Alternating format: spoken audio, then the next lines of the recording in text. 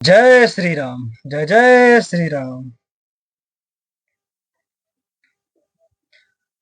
जा गई मनोभव मोहु मन बन सुभगता न परै कही। शीतल सुगंध सुमंद मारुत मदन अनल सखा सही। बिकसे सरिन बहु कंज गुंजत पुंज मंजुल मधुकरा। कल हंस पिक सुख सरस रव कर गान नाचहि अपुछरा। मरे हुए मन में भी कामदेव जागने लगा।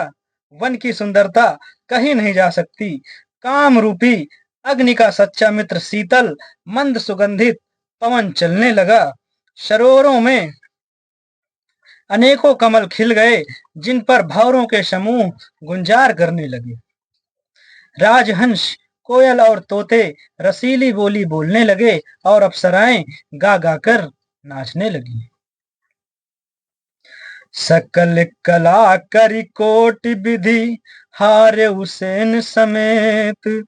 चली नाचल समाधि स्यु को प्यु हृदय निकेत।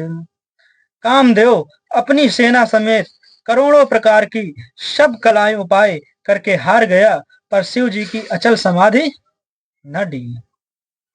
तब कामदेव क्रोधित हो उठा। देखी रसाल बिटप बरशाखा, तेहि पर चढ़ऊ मदन मन माखा। सुमन चाप निज सर संधाने, अतिरसिता की श्रवण लगी ताने। आम के वृक्ष की एक सुंदर डाली देखकर मन में क्रोध से भरा हुआ कामदेव उस पर चढ़ गया।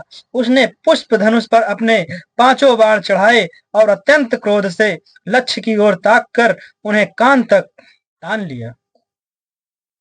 छाड़े विषम विसिक उर लागे, छूटी समाधि शंभु तब जागे।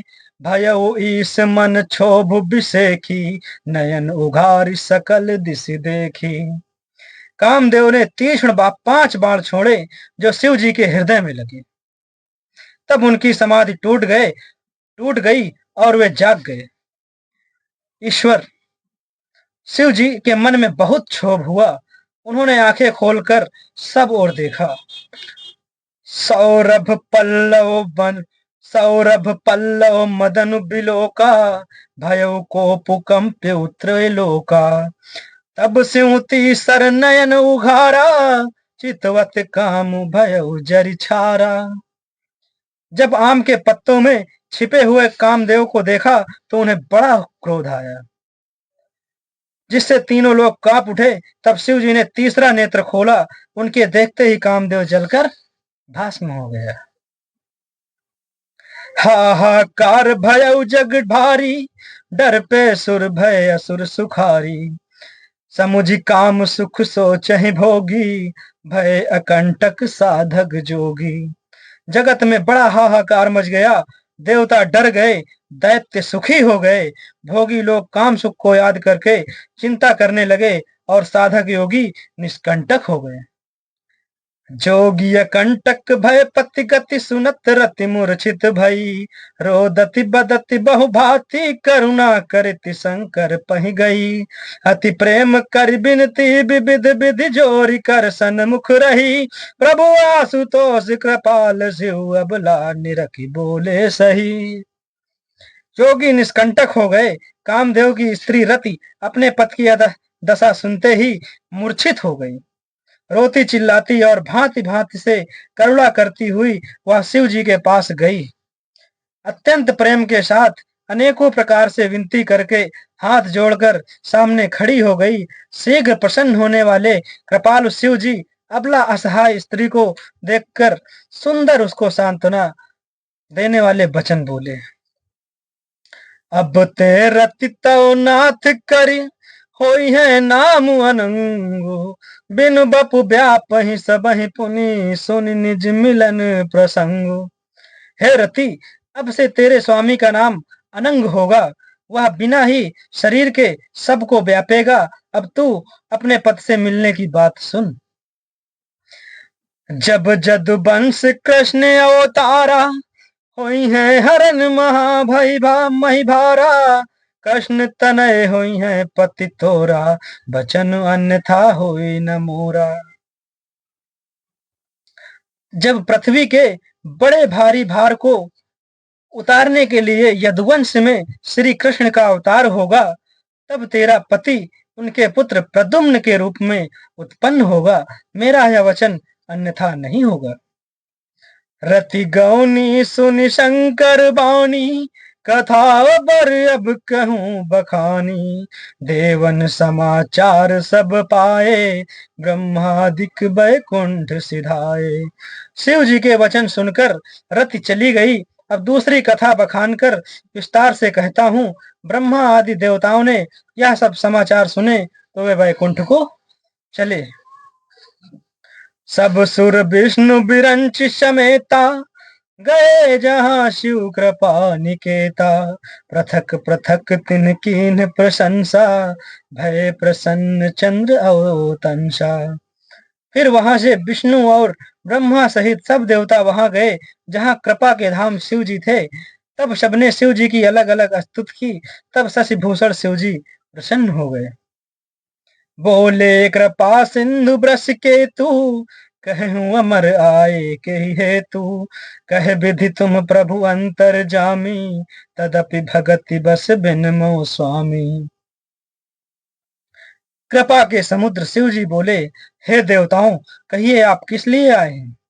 ब्रह्मा जी ने कहा, हे प्रभु, आप अंतर्यामी हैं, तथापि हे स्वामी, भक्तिवश मैं आपसे विनती करता हूँ। सकल सुरन के हृदय शंकर परम उछाओ, निज नयन देखा चही, नाथ तुम्हार विबाओ। हे शंकर, सब देवताओं के मन में ऐसा परम उत्साह है कि हे नाथ, वे अपनी आंखों से आपका विवाह देखना चाहते हैं। यह उत्सव देखिए भरी लोचन, सोई कछु करहु मदन मद मोचन।